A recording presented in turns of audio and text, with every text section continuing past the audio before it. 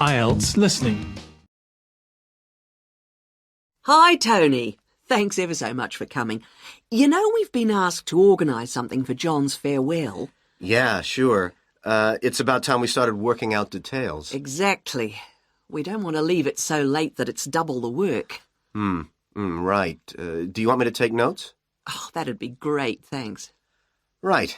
First thing is, when is the best time to hold it? Well, he leaves on the 24th of December. So what about the 22nd? Yeah, I think that's about right. We want it quite near the time, don't we? Sure. And what about a venue? In college? A hotel?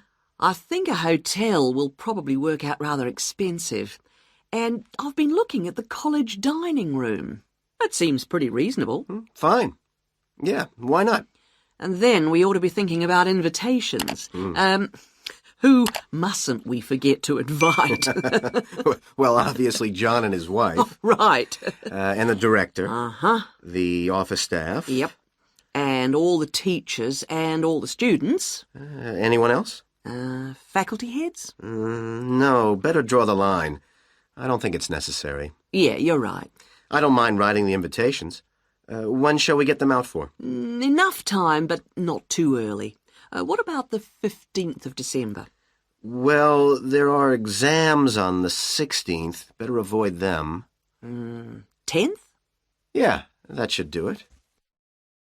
So, what does that leave? Oh, yes, a present. Would you mind doing that? No, not at all. We usually go round with an envelope during coffee break, don't we? Yeah, coffee break's always the best time, because people have got their money handy. Yeah, exactly. Do we suggest an amount, or does it seem a bit unfair? No, I think people welcome it. We suggested $6 last time. Is that okay? Yeah, plenty, I would have thought, which should leave us with about $90. Have you any ideas for presents? Well, I've been having a little think. I thought, he loves music. Yeah, and books. So I thought I'd check on prices for, perhaps CD players? Yeah, that's a good idea. And also I thought maybe, a set of dictionaries. I heard him say he needed a good one. The other thing he was saying last week was that his computer printer had broken. No, I'd be really frightened about getting the wrong type. Okay, yeah. The other thing is something for the home. Jill suggested a coffee maker. Oh, yeah. I'll certainly find out what they cost. Okay. Have you got all that down? Yes. Now, we need to think a little more about the money. I know we've got a set amount from the social fund. Right. What does that cover? It's meant to cover the cost of the room. Yeah. And a certain amount for food. And also drinks? Oh, yeah, certainly. But will it be enough? What we've done in the past is to ask guests to bring some snacks. Right. We don't ask them to bring more drinks because we figure that should come from the social fund. Okay. Anything else for the guests to bring? Well, some music, because there'll be a tape deck there in the room, and we can have some dancing later on. Anything else? Well, it's just a thought, but a couple of years ago we had a really good party where we set up, some simple games. Yeah, great. Wasn't it based on photos from the students and teachers? That's right. So we should ask the guests to bring photos. Okay, I'll put it on the invitations. Now, the last thing is, who shall we ask to do the speech? Don't you think it might be nice to have one of the students? Well, then the student leader? Yeah, much better than the director giving speeches again. Okay, then I'll ask her. Lovely. So, is that all? It looks like it. Great. Oh, thanks ever so much. Section 2. Thank you for calling the free Travelite travel agency information line. You will not be charged for this call. In order to deal with all calls effectively, we offer you a number of options. Please listen carefully and press your required number at the appropriate time or dial a new number. If you want to hear about special offers, please press 1. If you want to hear our latest price lists, please press 2. If you want to make a complaint, please press 3. If you want information about our new walking holidays, please press 4 now. Thank you for calling our Travel Light Walking Holidays line. We have been offering a wide variety of walking holidays to suit all tastes for just 3 years, but already we have won 2 awards for excellence in this field. We offer guided walking tours to suit the discerning traveller in 12 different centres throughout the whole of Western Europe. We are planning to open our first centre outside this area in the coming year, so watch out for developments. But the pride of Travel Light is the level of guidance and support we offer on our walks. All are planned in detail by our highly trained guides who all work in a variety of different Travel Light locations, so we can guarantee standards. Each day we offer 3 separate walks catering for all skills and fitness levels. We also pride ourselves on our friendly service, particularly important for the increasing numbers of people who choose to holiday alone. Unlike almost all travel operators who happily charge large supplements for single rooms, we guarantee that no single client will pay more, even when only double rooms are available for them. And the day doesn't end with the return to base. After our dinner at communal tables designed to make all our guests feel part of a family atmosphere, entertainment is laid on nearly every night with tour leaders on hand to organise lectures, games, quizzes, and respond to any special request from guests. The following is a summary of costs and special inclusive offers on holidays for the coming summer. We have 3 lengths of holiday: 3-day, 7-day, and 14-day. The 3-day holiday costs $180 for all accommodation, food and walking, and for the first time this year, we are including in that price the cost of picking you up from the nearest station. The 7-day holiday costs $350 per person and, as well as including the offers of the 3-day holiday, also includes a magnificent book giving the local history. On top of that, we are able to include free maps for you to better enjoy the walking and even plan in advance if you wish. For the 14-day holiday, our special price is $690 per person, and that includes all the offers for the 3- and 7-day holidays, plus membership of a local walking club, so you can better enjoy the full flavour of the local life. For further information, please contact your local travel agent. Thank you for calling the Travel Light Travel Agency Information Line. Section 3. Hi, Sue. Hi, Mike. So what happened to you last week? Oh, I was sick with the flu. What's this I hear about a big assignment we've got to do? Oh, well, basically, we've got to find 2 science experiments to do with a group of 8-year-old children at the local primary school, and we've got to complete it by the end of the week. That sounds like hard work. Where are we supposed to get the ideas for these experiments from? Well, I managed to get hold of 2 books from the library. Oh, well done. How about if we take a look at the experiments in this book first and see if anything looks suitable? I can make notes as we go about equipment and the purpose of the experiments. OK, let's see. The first experiment is called Make Your Own Hovercraft, which sounds very ambitious.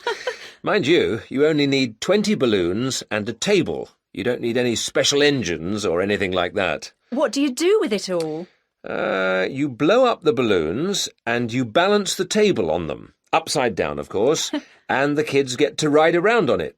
You know, the other kids sort of push them around the room. The main purpose is to show how hovercrafts work and how things hover around on just a cushion of air. OK, that doesn't sound too bad. OK, ready for number 2? Mm-hmm. Now, this one is called Unusual Measures of Lengths, and you basically use lots of paper clips. The kids go around the class measuring things, how long the desk is and that sort of thing. And then they all compare their answers.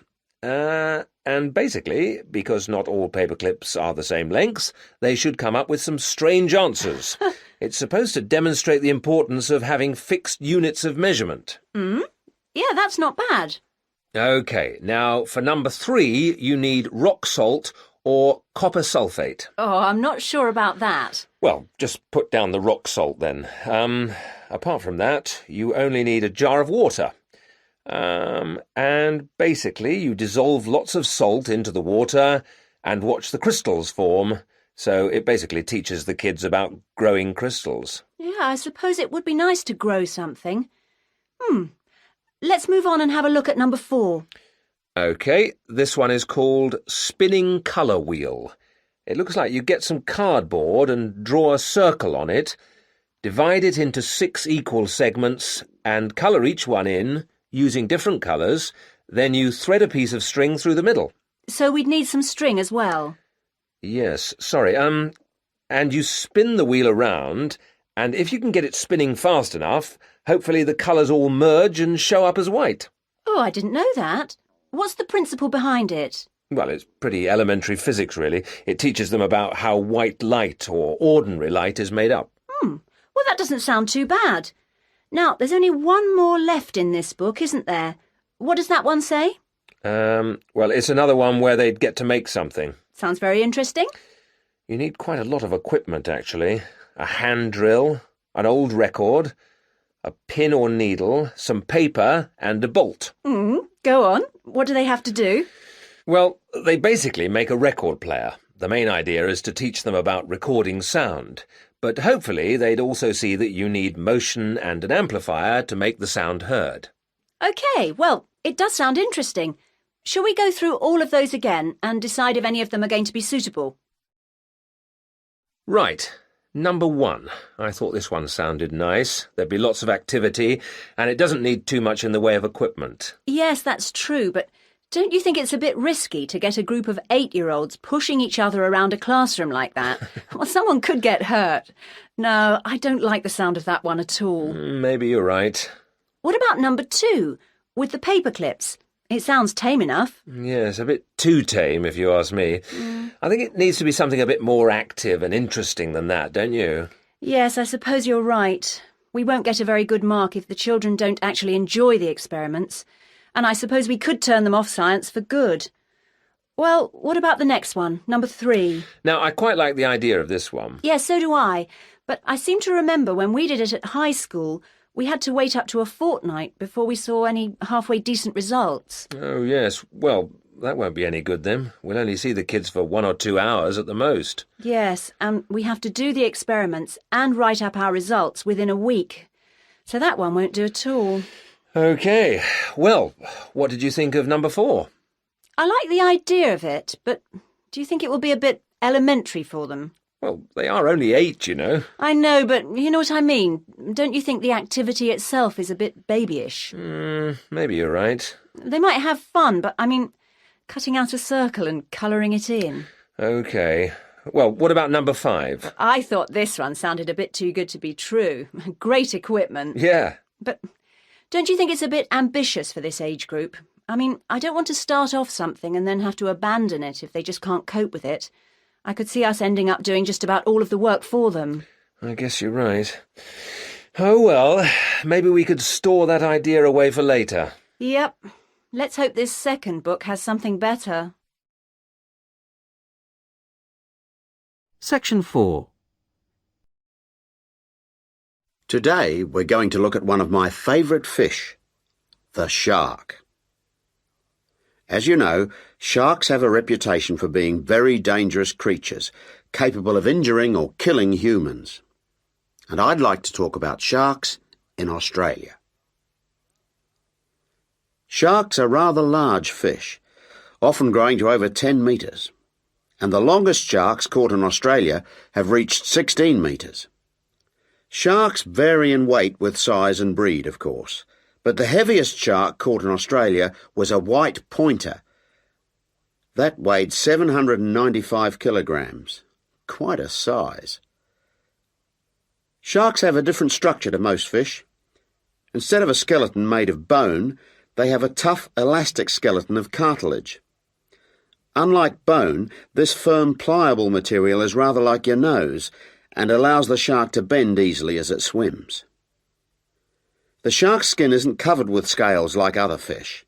Instead, the skin's covered with barbs, giving it a rough texture like sandpaper. As you know, sharks are very quick swimmers. This is made possible by their fins, one set at the side and another set underneath the body, and the tail also helps the shark move forward quickly. Unlike other fish, sharks have to keep swimming if they want to stay at a particular depth, and they rarely swim at the surface. Mostly they swim at the bottom of the ocean, scavenging and picking up food that's lying on the ocean floor. While most other animals, including fish, hunt their prey by means of their eyesight, sharks hunt essentially by smell. They have a very acute sense of smell, and can sense the presence of food long before they can see it.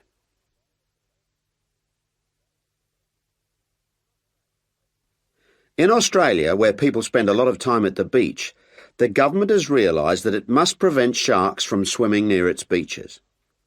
As a result, they've introduced a beach netting program. Beach netting, or meshing, involves setting large nets parallel to the shore. This means that the nets on New South Wales beaches are set on one day and then lifted and taken out to sea on the next day. When shark netting first began in 1939, only the Sydney metropolitan beaches were meshed. These beaches were chosen because beaches near the city are usually the most crowded with swimmers. 10 years later, in 1949, systematic meshing was extended to include the beaches to the south of Sydney.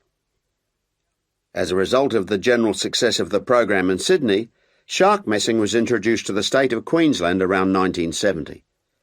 The New Zealand authorities also looked at it, but considered meshing uneconomical, as did Tahiti in the Pacific. At around the same time, South Africa introduced meshing to some of its most popular swimming beaches. When meshing began, approximately 1,500 sharks were caught in the first year. However, this declined in the years that followed, and since that time the average annual catch has been only about 150 a year.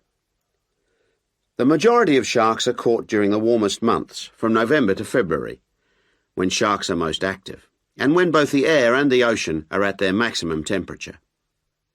Despite quite large catches, some people believe that shark meshing is not the best way to catch sharks. It's not that they think sharks are afraid of nets or because they eat holes in them, because neither of these is true. But meshing does appear to be less effective than some other methods, especially when there are big seas with high rolling waves and strong currents, and anything that lets the sand move. The sand that's holding the nets down. When this moves, the nets will also become less effective.